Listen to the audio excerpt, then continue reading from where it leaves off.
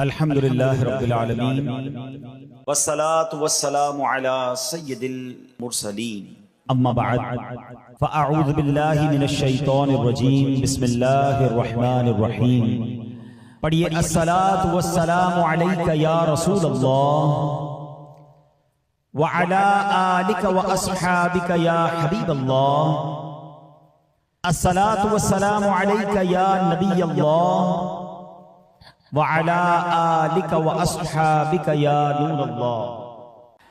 درود پاک پڑھنے کے بے شمار فضائل و برکات ہیں۔ اللہ پاک کے آخری نبی رسول ہاشمی صلی اللہ تعالی علیہ وآلہ وسلم نے نماز کے بعد حمد و ثنا اور درود شریف پڑھنے والے سے فرمایا، دعا مانگ قبول کی جائے گی، سوال کر دیا جائے گا۔ تو پتہ یہ چلا کہ جب بھی نماز سے فارغ ہوں تو اللہ پاک کی حمد و ثنا کر کے، جیسے ہم کہتے ہیں نا الحمدللہ رب العالمین والصلاة والسلام علی خاتم النبیین، یہ کوئی بھی خطبے کے الفاظ جس میں اللہ کی حمد بھی ہو، اللہ کی ثنا بھی ہو، اور اس کے بعد درود پاک پڑھ لیں، یعنی یہ اگر آپ نے نماز کے بعد کام کر لیا اور اب دعا مانگیں تو کیسی قبول ہوتی ہے کہ نبی پاک نے کیا فرمایا کہ دعا مانگ قبول کی جائے گی، سوال کر دیا جائے گا۔ تو یہ خاص پھر قبولیت کا وقت ہو جاتا ہے۔ اور ویسے بھی جمعہ کا دن ہے، آج مبارک دن ہے، اور ہم کوشش کرتے ہیں کہ ہر جمعے کو یہ حدیث پاک ایک بار پھر سن لیا کریں کہ اللہ کے نبی علیہ الصلوۃ والسلام نے فرمایا، جس کا مضمون ہے کہ جو کوئی شخص جمعہ کے دن مجھ پر 200 بار درود پاک پڑھے اس کے 200 برس کے گناہ معاف کر دیے جاتے ہیں۔ تو خاص درود پاک پڑھنے کا دن ہے، تو کثرت کے ساتھ درود پاک پڑھتے رہا کریں۔ آئیے مل کر محبت کے ساتھ بآواز بلند درود پاک پڑھ لیں۔ صلو علی الحبیب صلی اللہ تعالی علی محمد صلی اللہ علیہ وسلم۔ دعائیں ہوتی ہیں مقبول اس وسیلے سے، خدا کی خاص عنایت درود پاک سے ہے۔ ازل کے دن سے میرے مصطفیٰ کے چرچے ہیں، تمام دہر پہ رحمت درود پاک سے ہے۔ اللہ درود پاک سے سچی محبت عطا فرمائے۔ جمعہ کا جو بیان ہوتا ہے اس میں الحمدللہ ہم قرآن کی باتیں، قرآن کریم فرقان حمید کی کچھ آیتیں، پھر اس کے بعد اس کا ترجمہ اور اس سے ملنے والے میسج کو سمجھنے کی کوشش کرتے ہیں۔ آج قرآن پاک کی جو آیت ہے، میں اگر یہ کہوں تو غلط نہ ہوگا کہ قرآن کی اگر مشہور ترین آیتوں میں سے ایک آیت ہے، ویری امپورٹنٹ اور بہت کمال کی آیت ہے۔ پارہ نمبر 2 ہے، سورہ بقرہ ہے، اور آیت نمبر ہے 154۔ اللہ کریم قرآن مجید میں ارشاد فرماتا ہے، وَلَا تَقُولُوا لِمَن يُقْتَلُ فِي سَبِيلِ اللَّهِ أَمْوَاتٌ بَلْ أَحْيَاءٌ وَلَٰكِن لَّا تَشْعُرُونَ۔ بڑی کمال کی آیت۔ اس کا ترجمہ کیا ہے؟ آسان ترجمہ قرآن کنز العرفان۔ اور جو اللہ کی راہ میں مارے جائیں انہیں مردہ نہ کہو، بلکہ وہ زندہ ہیں لیکن تمہیں اس کا شعور نہیں۔ انشاءاللہ اس آیت کے بارے میں جانیں گے، کچھ ذکر کرتے ہیں کربلا والوں کا، اور پھر اسی آیت کے تحت اس میں کچھ بات بھی کریں گے۔ روایت میں ہے کہ جنگ صفین کا موقع تھا، مولا کائنات مولا علی شیر خدا کرم اللہ تعالی وجہ الکریم میدان کربلا سے گزرے۔ یاد رہے یہ کربلا سے بہت پہلے کا واقعہ ہے۔ امام حسین کی جب شہادت ہوئی تو مولا علی تو پہلے ہی شہید ہو چکے تھے، تو یہ بہت پہلے کا واقعہ۔ اسی مقام سے ایگزیکٹلی اس میدان سے جب حضرت علی گزرے تو آپ نے وہاں نماز فجر ادا کی اور اس کی مٹی کو اٹھا کر سونگھا، اور پھر درد بھرے لہجے میں کہا، یہ وہ جگہ ہے جہاں ایک جماعت شہید کی جائے گی، وہ سب کے سب بغیر حساب کے جنت میں داخل ہوں گے۔ سبحان اللہ، کیا شان ہے شہدائے کربلا کی۔ اس روایت سے مولا علی شیر خدا کرم اللہ تعالی وجہ الکریم کو اللہ کی عطا سے جو علم غیب عطا کیا گیا تھا وہ بھی معلوم ہو رہا ہے، اور یہ واقعہ تو ابھی سالوں بعد ہونا ہے، لیکن مولا علی نے پہلے بتا دیا۔ چاہیں تو اشاروں سے اپنے کایا ہی پلٹ دیں دنیا کی، یہ شان ہے خدمت گاروں کی، تو سرکار کا عالم کیا ہوگا۔ اچھا، یہاں یہ بھی پتہ چلا کہ اس میدان پہ کربلا والے امام حسین اور ان کے خاندان والے آئیں گے، شہید ہوں گے، اور سب کے سب بلا حساب جنت میں جائیں گے۔ یہ بھی ان کا مقام پتہ چل رہا ہے۔ اب آتے ہیں آیت کریمہ کی طرف۔ اب کربلا میں شریک ہونے والے خوش نصیب حسینیوں کے بڑے بڑے فضائل ہیں. ان میں بعض تو صحابہ تھے، اور ہمارا سچا پکا عقیدہ ہے کہ ہر صحابی جنتی ہے. پھر اس لشکر حسین میں صحابہ بھی تھے، تابعین بھی تھے، یعنی وہ خوش نصیب تھے کہ جنہوں نے صحابہ کرام علیہم رضوان کی صحبت پائی. یہ بھی بڑے اونچے رتبے والے تھے. پھر ان کا امام عالی مقام امام حسین کے ساتھ کربلا میں شریک ہونا، آپ پر اپنی جانیں قربان کرنا، یہ ایک اور عظیم فضیلت بنتی ہے. اللہ اکبر. اور پھر انہیں ایک اور بڑا مرتبہ کیا ملا کہ اللہ کریم نے انہیں شہادت عطا فرمائی. شہادت بہت بلند مرتبہ ہے، جیسا کہ ہم نے بھی قرآن پاک کی آیت میں سنا، وَلَا تَقُولُوا لِمَن يُقْتَلُ فِي سَبِيلِ اللَّهِ أَمْوَاتٌ بل احیاء ولکن لا تشعرون. اور جو اللہ کی راہ میں مارے جائیں انہیں مردہ نہ کہو، بلکہ وہ زندہ ہیں لیکن تمہیں اس کا شعور نہیں. اب ذرا غور کیجئے، شہیدوں کی شان کیسی نرالی ہے. آدمی راہ خدا میں جہاد کرتے ہوئے لڑتے ہوئے مارا گیا، وفات ہو گئی، سر کٹ گیا، روح بدن سے نکل گئی، اسے کفن پہنایا، اس کی نماز جنازہ پڑھی، قبر میں اتارا، ظاہری آنکھیں دیکھ رہی ہیں کہ جناب آدمی کا انتقال ہو گیا ہے، مگر قرآن کیا کہہ رہا ہے؟ فرمایا خبردار یہ شہید ہیں، یعنی ہرگز مردہ نہ کہو بلکہ یہ زندہ ہیں، تمہیں شعور نہیں ہے. ہے نا عجیب بات؟ بھائی آنکھیں کہ دیکھ رہی ہیں کہ انتقال ہو گیا ہے، کفن پہنایا، جنازہ ہوا، قبر میں اتار دیا. بلکہ ایک اور قرآن کی آیت میں کیا ارشاد ہوتا ہے؟ وَلَا تَحْسَبَنَّ الَّذِينَ قُتِلُوا فِي سَبِيلِ اللَّهِ أَمْوَاتًا. قرآن کہتا ہے جو اللہ کی راہ میں شہید کیے گئے ہرگز انہیں مردہ خیال نہ کرنا. اللہ اکبر.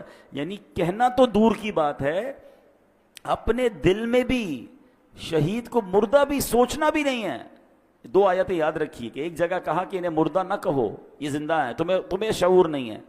دوسری جگہ فرمایا ان کے بارے میں مرنے یعنی موت کا، یعنی یہ مردہ ہو گئے، اس بات کا خیال بھی دل میں نہیں لانا ہے. اللہ اکبر. کیوں؟ کیونکہ یہ دنیا سے چلا گیا ہے، اللہ پاک کے ہاں اب بھی زندہ ہے، اسے رزق دیا جاتا ہے. اب ذرا آگے چلتے ہیں. ڈاکٹر اقبال نے ایک سمجھ لے کہ بہت پیاری تشریح زندگی کی ہے. وہ لکھتے ہیں برتر از اندیشہ سود و ضیاء ہے زندگی، ہے کبھی جاں کبھی تسلیم جاں ہے زندگی. مطلب کیا ہے کہ یعنی زندگی نفع و نقصان سے بڑھ کر کوئی چیز ہے. سانسیں لیتے رہنا بھی زندگی ہے، اور اللہ پاک کے نام پر سر قربان کر دینا بھی زندگی ہے. موت کو سمجھے ہیں غافل اختتام زندگی، موت کو سمجھے ہیں غافل اختتام زندگی، ہے یہ شام زندگی صبح دوام زندگی. یعنی یہ غافل لوگ سمجھیں کہ بھئی موت ہو گئی تو زندگی ختم ہو جائے گی. نہیں، بلکہ موت زندگی کا اختتام نہیں ہے. ہاں، موت ایک موڑ ہے جہاں سے بندہ فانی زندگی سے نکل کر دائمی اور حقیقی زندگی کا آغاز کرتا ہے. اور یہی ہمارا عقیدہ ہے. ہم اس دنیا میں ایک فانی زندگی گزارنے آئے ہیں. اصل تو جو دائمی ہماری زندگی ہے، ہمیشہ رہنے والی زندگی ہے، جو لمبا عرصہ رہنا ہے، وہ تو آخرت کا ہے. یہاں تھوڑا ٹائم آئے ہیں. پرابلم پتہ کیا ہے کہ ہم اس تھوڑے ٹائم کی فکر زیادہ کر رہے ہیں، اور جو بڑا ٹائم ہے اس کی فکر چھوڑ دی ہے. مثال کے طور پہ آپ دیکھیں نا کہ کچھ لوگوں سے پوچھا جائے کہ یار میں نے ایک جگہ، اب مثال کے طور پہ آپ جاتے ہیں کہیں ٹریول پہ جاتے ہیں 1 مہینے کے لیے، 15 دن کے لیے، تو آپ 15 دن 1 مہینے کے لیے جا کر وہاں گھر تو نہیں خریدتے نا. آپ کرائے کا گھر لے لیں گے، آپ ہوٹل میں رہ لیں گے، ٹھیک ہے نا. 1-2 بیگ ساتھ لے جائیں گے، پورا گھر اٹھا کے تو نہیں لے جائیں گے. کیوں؟ آپ کہیں گے واپس تو یہیں آنا ہے نا. اصل تو میرا گھر یہ ہے، میں تو ٹریولر کی حیثیت سے بندہ کرائے کے گھر میں زیادہ خرچ نہیں کرتا. کہتا ہے یار گھر کرائے کا ہے، اتنا سارا اس کے اوپر لگا دوں گا، میرا تھوڑی ہے، میرے تو چھوڑ کے چلے جانا ہے، کچھ عرصے کے لیے آیا ہوں. کراچی میں بھی کچھ لوگ ایسے ہوتے ہیں جو دیگر شہروں سے جاب کرنے آتے ہیں، کاروبار کرنے آتے ہیں، مگر اصل ان کا دھیان کیا ہوتا ہے کہ میری فیملی گاؤں میں ہے یا فلاں علاقے میں ہے، میں نے وہاں جانا ہے، میں نے گھر بھی بنانا ہے تو وہاں بنانا ہے، کیونکہ میرا مستقل ٹھکانہ یہ نہیں ہے. دنیا میں یہ ساری لاجک سمجھ آتی ہیں، مگر یہ کیوں نہیں سمجھ آتا کہ ایکچولی یہ پوری دنیا ہی میرا ٹھکانہ نہیں ہے. میں یہاں مسافر کی حیثیت سے ہوں. کوئی 50 سال کے لیے آیا ہے، کوئی 60 سال کے لیے آیا ہے، کوئی 70 سال کے بعد چلا جائے گا. ماں باپ کی دعا لگ گئی تو 80-100 سال اس کے بعد تو چلا ہی جائے گا نا. وہاں 25-50-100 سال کی کہانی نہیں ہے. ذرا سمجھیے، حضرت آدم سے لے کر آج تک لوگ قبروں میں جا رہے ہیں. کہاں ہیں وہ؟ بتائیے نا، کہاں ہیں؟ قبروں میں ہے نا. ہزاروں سال ہو گئے، ہزاروں سال سے قبر میں ہے کوئی بندہ، تو بتاؤ دنیا میں تو 60-70 سال رہا، قبر میں ہزاروں سال سے ہے، تو اس کا مطلب بڑا ٹھکانہ تو قبر تھا. گھر کی فکر زیادہ ہونی چاہیے تھی، قبر کی زیادہ ہونی چاہیے تھی. میں اور آپ مریں گے، وی ڈونٹ نو کہ کب تک قیامت آئے گی. بھائی پتہ نہیں 500 سال، 1000 سال، 2000 سال میں نے قبر میں رہنا ہے. اور قبر ایک باکس کا نام نہیں ہے. یہ غیر مسلموں کا عقیدہ ضرور ہوتا ہوگا کہ جناب بندہ قبر میں جائے اور اس کے بعد اس کا فنش سب ختم. نہیں، ہمارا ایمان ہے کہ قبر میں حساب سوال بھی ہوں گے، قبر میں جناب عذاب اور جزا ہوگی. نبی پاک علیہ الصلوۃ والسلام نے واضح طور پر فرمایا، میرا ایمان، میں نے کلمہ پڑھا اپنے نبی علیہ السلام کا، ان کا فرمان میرے لیے آخری دلیل. میرے آقا فرماتے ہیں جس کا مضمون ہے قبر 2 طرح کی ہوتی ہے. قبرستان جاتے ہیں نا، قبرستان میں اوپر سے قبریں ایک جیسی دکھتی ہیں. ہاں، وہ ایک جملہ ہے نا محاورہ، قبر کا حال مردہ جانتا. بالکل ٹھیک ہے. آپ مثال کے طور پہ ڈیفینس میں چلے جائیں یا کسی ایسی سوسائٹی میں جائیں کہ جس سوسائٹی میں سوسائٹی والوں نے ایک جیسے بنگلے بنائے ہوں، تو آپ کیا کہیں گے؟ یار بنگلے دیکھ کے تو پتہ ہی نہیں چلتا اندر امیر کون ہے غریب کون ہے. پاکستان میں تو خیر اب ہر اسٹائل کا گھر دیکھ کر اندازہ ہو جاتا ہے. اگر آپ یو کے جائیں یا بیرون ملک میں کئی ایسے ملک ہیں جہاں سب گھر ایک جیسے ہوتے ہیں، اندر رہنے والے کا پتہ ہی نہیں چلتا کہ اس میں سے امیر کون ہے غریب کون ہے، کیونکہ سب کے گھر ایک جیسے ہیں. بالکل اسی طرح قبرستان ہوتا ہے، سب کی قبریں اوپر سے ایک جیسی دکھتی ہیں، مگر ہمیں نہیں پتا کہ کس کی قبر میں عذاب ہو رہا ہے، کس کی قبر جنت کا باغ بنی ہوئی ہے. میرے نبی علیہ الصلوۃ والسلام نے فرمایا نا کہ قبر 2 طرح کی ہوتی ہے. دیر از نو تھرڈ آپشن. ہاں، ایک اور بات سمجھیے، کراچی کی بات کر لیتے ہیں. کراچی میں رہنے کے کتنے سارے آپشنز ہیں، کتنی ساری کیٹیگریز بنتی ہیں. اگر غور کریں، کچھ لوگ ہیں جو روڈ پہ سوتے ہیں، غریب ہیں بیچارے، گھر نہیں ہیں. ایسے بھی آپ کو لوگ کراچی میں ملیں گے. کچھ لوگ ہیں جو بیچارے جھونپڑیوں میں رہتے ہیں، ان سے اوپر ہیں مگر بہت غریب ہیں، بیچارے جھونپڑیاں بنا کے رہتے ہیں. اور اوپر جائیں تو کچھ لوگ ہوں گے جو غریب علاقوں میں رہتے ہیں، جس کو ہم لوور کلاس کہتے ہیں. ٹھیک ہے. پھر اس کے بعد اس سے تھوڑا سا بہتر علاقہ آ جائے گا تو اس کو لوور مڈل کلاس کہتے ہیں. ٹھیک ہے. پھر اس کے بعد مڈل کلاس کے علاقے آتے ہیں. اوپر چلیں تو اپر مڈل کلاس ہے. پھر اس کے بعد اپر کلاس ہے، اور آگے جائیں تو کہتے ہیں ایلیٹ کلاس ہے. یہ کتنے کیٹیگری بن گئی ہیں. کراچی میں میرے حساب سے 15 لاکھ کے گھر میں بھی کوئی رہتا ہے اور 150 کروڑ کے گھر میں بھی کوئی رہتا ہوگا. کتنا فرق ہے نا. تو کیٹیگریز ہیں، مگر قبر میں 2 ہی کیٹیگریز ہیں، یہ سمجھنا ہے. نبی پاک نے فرمایا 2 کے علاوہ تیسری نہیں ہے. 2 قبر 2 طرح کی ہوتی ہے. اب میں نے اور آپ نے چوز کرنا ہے اسی زندگی میں لائف اچھی گزار کر کے ان 2 میں سے کون سی کیٹیگری میں جانا ہے. آقا فرماتے ہیں یا تو جنت کے باغوں میں سے ایک باغ ہوتی ہے، یا تو دوزخ کے گھڑوں میں سے ایک گھڑا. اب پلیز اس بات کو ریئلائز کیجئے، میں ادھر ہمیشہ نہیں رہوں گا. میرا پہلا ٹھکانہ قبر ہے، وہ تو اچھی بنے، 2 میں سے ایک ہی بنے گی نا، یا تو جنت کا باغ یا جہنم کا گھڑا. فیصلہ کیسے ہوگا؟ فیصلہ اس لائف سے ہوگا کہ جو دنیا میں 50 60 70 سال گزار کر لائے، وہ ایسی گزاری کہ اللہ راضی، اس کے حبیب راضی، تو پھر تو جنت کے مزے ہیں قبر میں، پھر تو ٹینشن ہی نہیں ہے. حدیث پاک کے ایک الفاظ ہیں بڑے پیارے ہیں کہ جب اللہ کا نیک بندہ قبر میں جاتا ہے نا، جیسے رب راضی ہو، تو پتہ ہے اس کو فرشتے آ کے کیا کہتے ہیں؟ نم کا نومۃ العروس، سو جا کہ جیسے دلہن سوتی ہے، سکون سے. ہاں، جنت کی کھڑکی کھل جائے اور وہ مزے میں. لیکن اللہ جس سے ناراض ہوا، نبی پاک علیہ السلام کی احادیث میں مضمون ملتا ہے. میرے آقا نے نا دونوں ہاتھ ملا کر بتایا کہ بے نمازی کو قبر ایسے دبائے گی کہ اس کی پسلیاں ٹوٹ پھوٹ کر ایک دوسرے میں پیوست ہو جائیں گی. آج کل عید کے دنوں میں یا کبھی دوست کوئی ملے ذرا جاندار قسم کا، زور سے دبا دے تو چیخ نکل جاتی ہے. تو جب قبر دبائے گی نا تو نبی پاک نے یہ فرمایا. اب یہ تو صرف بے نمازی کی سزا ہے. سود خور ہے، ظلم کرنے والا ہے، قتل کرنے والا ہے، زیادتی کرنے والے ہیں، اللہ کو ناراض کرنے والے کام چھوڑ دیں. ہم یار ہمیشہ نہیں رہیں گے، اس بات کو سمجھ جائیں. میں پھر یہ شعر سناتا ہوں، کیا کمال کی بات ہے، اللہ کرے سمجھ آ جائے. موت کو سمجھے ہے غافل اختتام زندگی، ہے یہ شام زندگی صبح دوام زندگی. اصل زندگی تو اس زندگی کے بعد شروع ہونی ہے. میں اور آپ یہاں پر آئے پھر کیوں ہیں بھائی؟ ہم ایک ٹیسٹ دینے آئے ہیں. Please try to understand. آپ سب نے ٹیسٹ دیے ہوں گے. آپ میں سے کوئی اسکول کا ٹیسٹ دیا ہوگا، کسی نے مدرسے کا دیا ہوگا، کسی نے کالج کا دیا ہوگا. ٹیسٹ روم میں ہمارا فوکس کیا ہوتا ہے؟ پیپر ٹھیک ہو جائے ہیں. کوئی اور کام نہیں کرتے, ادھر جا کے کوئی سوتا نہیں ہے تکیہ لے کے کہ بھائی چلو 3 گھنٹے کا پیپر ہے 2 گھنٹے سو جاؤں اور اس کے بعد آدھا گھنٹہ کھیل کود کر لوں, آخری آدھا گھنٹہ دیکھ لوں گا, اتنی دیر میں 2 گھنٹہ بچ جائے گا, چلو بھائی پیپر واپس کرو. ایگزیکٹلی زندگی ایسی ہی ہے. اور میں نہیں کہہ رہا میں کو قرآن کی آیت سناؤں گا, اور تقریباً وہ آیت سناؤں گا جو آپ سب نے کئی بار سنی ہوگی. وہ کون سی آیت ہے؟ اللہ قرآن میں فرماتا ہے الذی خلق الموت والحیات لیبلوکم ایکم احسن عملا. کچھ سنی لگ رہی ہے نا, یہ سورہ ملک میں آیت ہے. اللہ کیا فرماتا ہے؟ ہم نے موت اور زندگی کو اس لیے پیدا کیا کہ دیکھیں تم میں سے کون اچھے عمل کر کے آتا ہے. یعنی اٹ مینس مجھے اور آپ کو بھیجا گیا ہے, اور اب واپس جب جائیں گے نا تو پھر چیک کیا جائے گا کہ کون اچھے عمل کر کے لایا. دیٹ از دا ریزن, اس لیے آیا ہوں میں یہاں پر.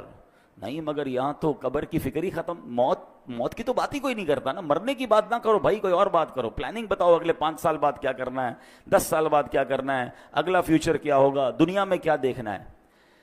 اچھا میرے اللہ نے دنیا بھی بڑی اچھی بنائی ہے, ہمیں دنیا میں انجوائے کرنے سے منع نہیں کیا, ہمیں کھانے پینے گھومنے پھرنے فیملی کو ٹائم دینے سے منع نہیں کیا, مگر اس میں کنڈیشن ایک ہی رکھی گئی ہے, یہ سب کام کرنے ہیں حرام کام سے بچ کر. بچوں کو کھلائیں اس کا ثواب ہے, فیملی پہ خرچ کریں اس کا ثواب ہے, بچوں کو خوش کریں اس کا ثواب ہے, اپنے دوستوں کو کھانا کھلائیں اس کا بھی ثواب رکھا گیا. مگر نیت کیا ہے؟ تفاخر کی, غرور کی, پراؤڈ کی, لوگوں پر روب جمانے کی نہیں. نیت اللہ کی رضا. پھر اس کے بعد حرام کام اس میں ایڈ کر دیتے ہیں ہم. بچوں کو کھلاتے کھلاتے بچوں کو حرام جگہ پہ لے جاتے ہیں, بچوں کو خوش کرتے کرتے ان کو سنیما لے جاتے ہیں. خوش کریں نا, کس نے بنا کیا ہے, لیکن حرام چیزوں سے بچیں. تو ایسی بہت ساری ڈیٹیل ہے, لیکن میں نے بس چلے, میرا موضوع چونکہ آج شہید ہے, لیکن بات چلی تو میں اس طرف لے گیا کہ مجھے اور آپ کو بھی جس طرح دنیا میں اپنے گھر کی فکر ہے, جس طرح دنیا میں رہنے کے کل کیا ہوگا, سال بعد کیا ہوگا, 5 سال بعد کیا ہوگا, سوچتے رہتے ہیں. تو یار یہ تو سوچو قبر میں کیا ہوگا, وہاں سوالات کے جوابات دے سکوں گا کہ نہیں, میری قبر جنت کا باغ بنے گی کہ نہیں. اچھا قبر پہ ہی معاملہ ختم تھوڑی ہے, قبر کے بعد تو پھر محشر کا دن ہے, اور پھر آگے جنت اور دوزخ کا فیصلہ ہے. لیکن بڑی خوبصورت بات علماء فرماتے ہیں, قبر پہلی منزل ہے. جو ادھر کامیاب ہو گیا نا وہ آگے بھی کامیاب, یعنی پہلا ٹیسٹ پاس ہو گیا ہے تو آگے بھی خیر ہے. ادھر ہی پھنس گیا. حضرت عثمان غنی رضی اللہ تعالیٰ عنہ کتنی عظیم ہستی ہیں, آپ عشرہ مبشرہ میں سے ہیں, ذوالنورین ہیں, قطعی جنتی ہیں, نبی پاک سے کئی بار جنت کی بشارت سنی ہے. مگر جب قبرستان جاتے تھے نا تو زارو کتار روتے تھے, داڑھی آنسوؤں سے تر ہو جاتی تھی. تو کسی نے کہا آپ کے سامنے محشر کا ذکر ہوتا ہے, آپ نہیں روتے, جہنم کا ذکر ہوتا ہے اتنا نہیں روتے, لیکن آپ جب قبرستان جاتے ہیں تو بہت روتے ہیں. تو کمال کی بات فرمائی, فرماتے قبر ہی پہلی منزل ہے, جو ادھر کامیاب ہو گیا وہ آگے بھی کامیاب ہو گیا. تو please try to prepare beautiful grave for you. اپنی بہترین قبر بنانے کی کوشش کرنی ہے. وہ پیسوں سے نہیں ہوگی کہ میں کہوں بھائی میرے مرنے کے بعد ماربل والی قبر بنا دینا. آپ ماربل نہیں, سونے کی قبر بنا لیں. اگر اللہ ناراض ہے تو اندر عذاب ہو رہا ہوگا. باہر کا قبر کا کوئی کمال نہیں ہے, اندر کی کہانی اور ہے. اللہ کرے یہ بات مجھے بھی سمجھ آ جائے, یہ بات آپ کو بھی سمجھ آ جائے. اب امام حسین رضی اللہ تعالیٰ عنہ کی بات چل رہی ہے, شہیدوں کی بات چل رہی ہے. حضرت زید بن ارقم رضی اللہ تعالیٰ عنہ, شہید زندہ ہوتا ہے نا. اب ذرا سنیے گا واقعہ, میں امام حسین کا واقعہ سنانے لگا ہوں. صحابی رسول ہیں حضرت زید بن ارقم, کہتے ہیں جب یزیدی لشکر نے ظلم پہ ظلم ڈھایا کہ امام عالی مقام کے سر انور کو معاذ اللہ جب نیزے پر اٹھا لیا گیا, شہید کر کے سر مبارک کو معاذ اللہ کٹ کر کے اب نیزے پر اٹھا کر اسے گلی گلی لیے پھرتے تھے. اللہ اکبر. وہ سمجھتے تھے کہ ہم ان کو معاذ اللہ ان کی عزت ختم کر رہے ہیں, بلکہ یہ نیزے پر سر مبارک کو لے کر گھومنا بھی ان کی عزتوں کو بڑھا رہا تھا. کیا خوبصورت بات شاعر لکھتے ہیں نا, سر شہیدان محبت کے ہیں نیزوں پر بلند, اور اونچی کی خدا نے قدر و شان اہل بیت. تو وہ کہتے ہیں کہ جب میں نے دیکھا کہ امام حسین کے سر کو لے جایا جا رہا ہے تو میں اپنے مکان کے اوپر والے حصے میں تھا, بالا خانے میں تھا. تو بدبخت یزیدی جب نبی حضرت امام حسین کے سر انور کو لے کر جا رہے تھے نا, تو میں نے امام حسین کے منہ مبارک سے یعنی سر سے تلاوت کی آواز سنی اور آپ یہ آیت پڑھ رہے تھے سورہ کہف کی، ام حسبت ان اصحاب الکہف ام حسبت ان اصحاب الکہف والرقیم کانوا من آیاتنا عجبا، کیا تمہیں معلوم ہوا کہ پہاڑی، غار اور جنگل کے کنارے والے وہ ہماری نشانیوں میں سے ایک عجیب نشانی تھے۔ اللہ اکبر۔ عبادت ہو تو ایسی ہو، تلاوت ہو تو ایسی ہو، سرے شبیر تو نیزے پہ بھی قرآن سناتا ہے۔ یہاں امام حسین کے چاہنے والوں کو ایک میسج بھی ہے کہ میرے امام تو تلوار پر، نیزے پر بھی قرآن پڑھتے تھے، اور آج پنجتن کے غلام کہلانے والوں کو کیا قرآن پڑھنا آتا ہے؟ اور پھر آتا ہے تو پڑھتے کتنا ہے؟ ایسا نہ کریں۔ حسینی طریقہ یہ ہے کہ ہم روز جو ہے قرآن پاک کی تلاوت کریں۔ عرب کے کسی عقل مند نے بڑی پیاری بات کہی، لکھتا ہے ان الناس یعیشون و یموتون لیکن الشہداء یعیشون و یعیشون، کہتے ہیں انسان جیتے رہتے ہیں پھر مر جاتے ہیں، مگر شہید جیتے ہیں پھر شہید ہو کر ہمیشہ کی زندگی کو پا لیتے ہیں۔ تو شہیدوں کا مرتبہ تو بڑے کمال کے ہیں۔ اللہ اکبر۔ علماء کہتے ہیں کہ شہید کیوں کہا جاتا ہے، لفظ شہید کیوں کہا جاتا ہے، تو کہا کیونکہ شہید زندہ ہوتا ہے اور اس کی روح ہمیشہ حاضر رہتی، کیونکہ شہید کے جو لفظی معنی ہے نا وہ ہے حاضر کے، ٹھیک ہے، حاضر، موجود، گواہ، یہ شہید کے ایگزیکٹلی معنی ہے۔ تو جو اللہ کی راہ میں شہید ہوتے ہیں ان کو شہید کیوں کہتے ہیں؟ فرمایا کہ شہید تو زندہ ہوتا ہے، اس کی روح ہمیشہ حاضر ہی رہتی ہے، لہٰذا اسے شہید کہا جاتا ہے۔ ایک وجہ فرمائی کہ اللہ پاک اور فرشتے اس کے جنتی ہونے کے گواہ ہو جاتے ہیں، اس لیے اس کو شہید کہا جاتا ہے۔ جیسے اس کی روح نکلتی ہے، جنتی انعامات دیکھ لیتی ہے، یہ روح نکلتے وقت صرف رحمت کے فرشتوں کو دیکھتا ہے، عذاب کے فرشتوں کو نہیں دیکھتا، اور شہید کے لیے فرشتے اس کے اچھے خاتمے کے گواہ ہوتے ہیں، اس لیے اس کو شہید کہا جاتا ہے۔ اللہ اکبر۔ مفتی احمد یار خان نعیمی رحمۃ اللہ تعالی علیہ نے اس کی بڑی پیاری وجہ لکھی، وہ فرماتے ہیں دیگر مسلمان قیامت کے دن حساب کتاب سے فارغ ہو کر جنت میں پہنچیں گے، اس سے پہلے ان کی قبر میں جنت کی ایک کھڑکی کھولی جاتی ہے، مگر شہید وہ خوش بخت ہے کہ روح نکلتے ہی وہ ڈائریکٹ جنت میں پہنچ جاتا ہے، وہاں کی سیر بھی کرتا ہے، وہاں کے رزق بھی کھاتا ہے۔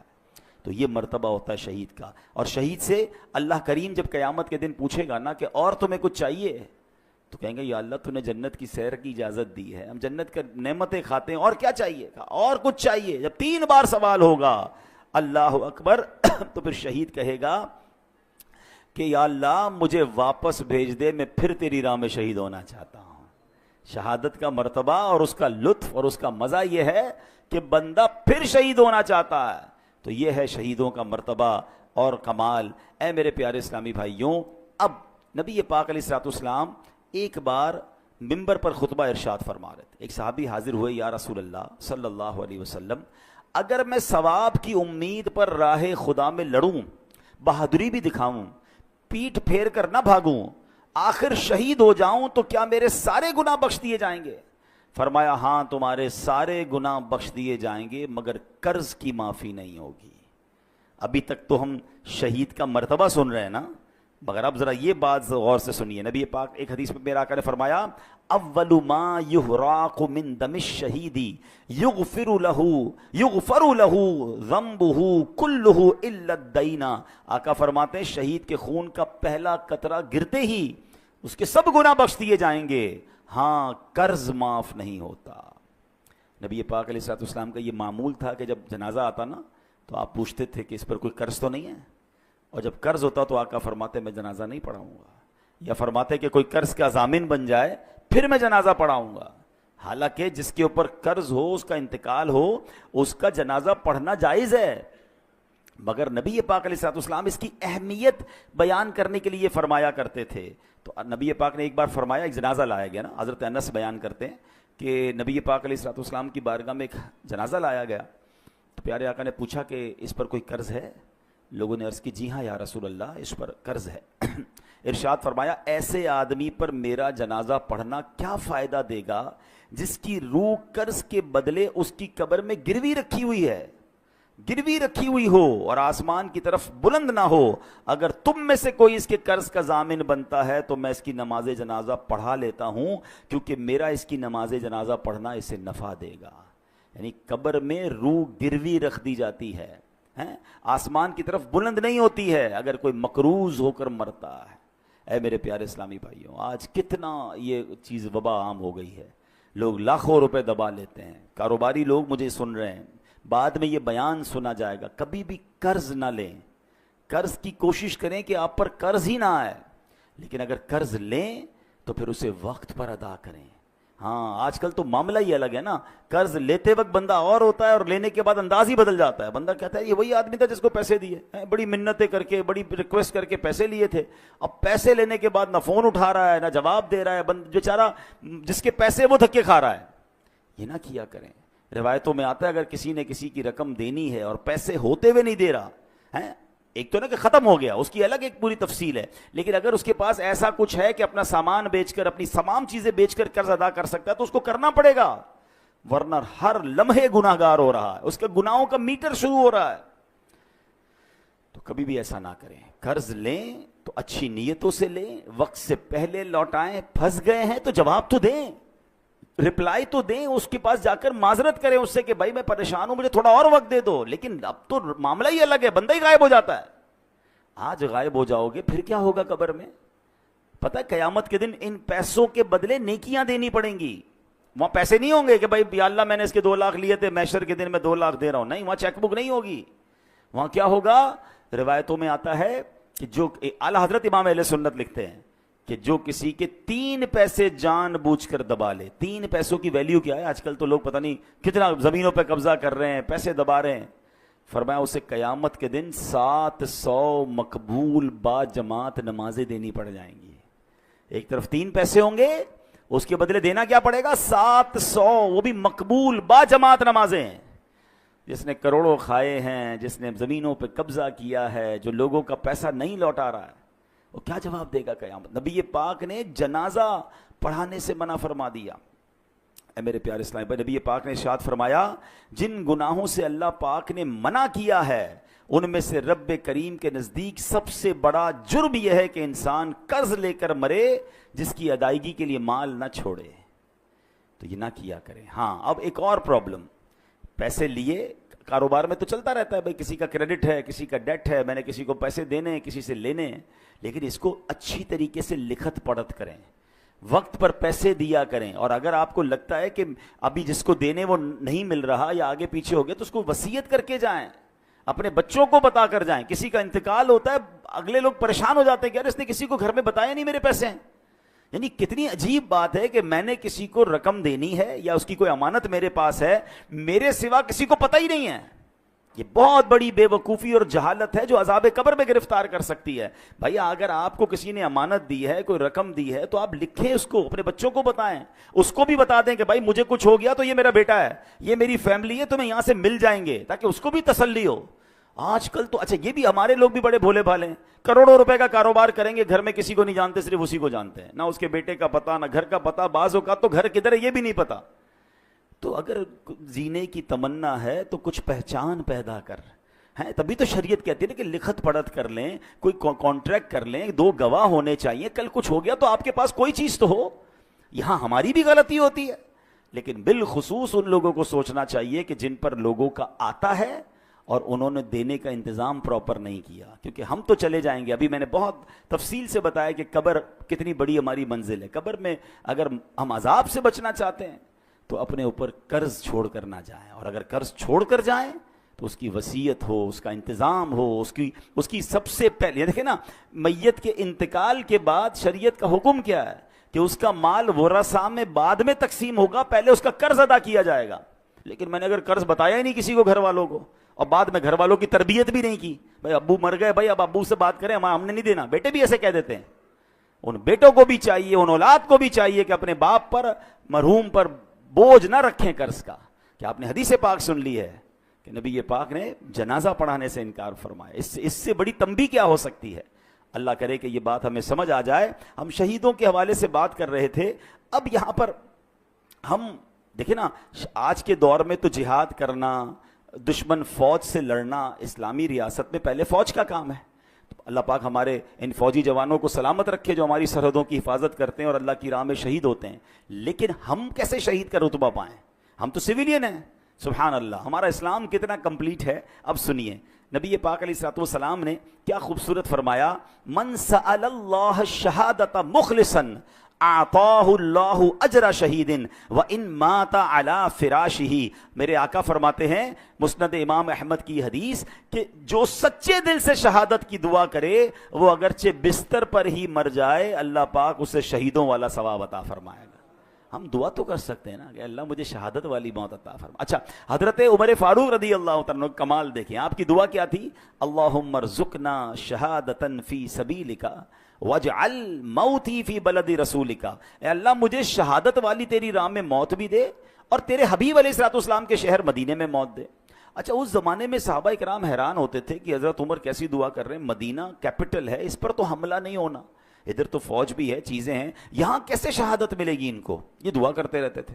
اللہ نے کیسی دعا قبول کی کہ عین مدینہ پاک میں مسجد نبوی کے اندر مصلی رسول پر امام حضرت عمر فاروق نماز فجر پڑھا رہے ہیں. آپ جگہ تو دیکھیں، مسجد نبوی، نبی پاک کا مصلی اور فجر کی نماز کی امامت کر رہے ہیں، اور اس نماز کے اوپر آپ پر، نماز کے دوران آپ پر حملہ ہوتا ہے اور اللہ کریم آپ کو شہادت کا مرتبہ عطا فرماتا ہے.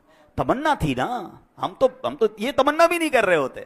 تو شہید، اگر شہادت کا رتبہ، ہم دعا کریں اللہ سے، اللہ پاک کریم ہے، ہمیں موقع مل سکتا ہے. اسی طرح بہت خوبصورت ایک حدیث ہے، حضرت عبداللہ ابن عمر سے روایت ہے کہ رسول ذیشان مکی مدنی سلطان صلی اللہ علیہ وسلم نے فرمایا جو چاشت کی نماز پڑھے، ہر مہینے 3 روزے رکھا کرے، سفر ہو یا حضر، یعنی سفر میں ہو یا گھر پہ ہو، کسی حال میں بھی نماز وطر نہ چھوڑے، اس کے لیے شہید والا ثواب لکھ دیا جاتا ہے.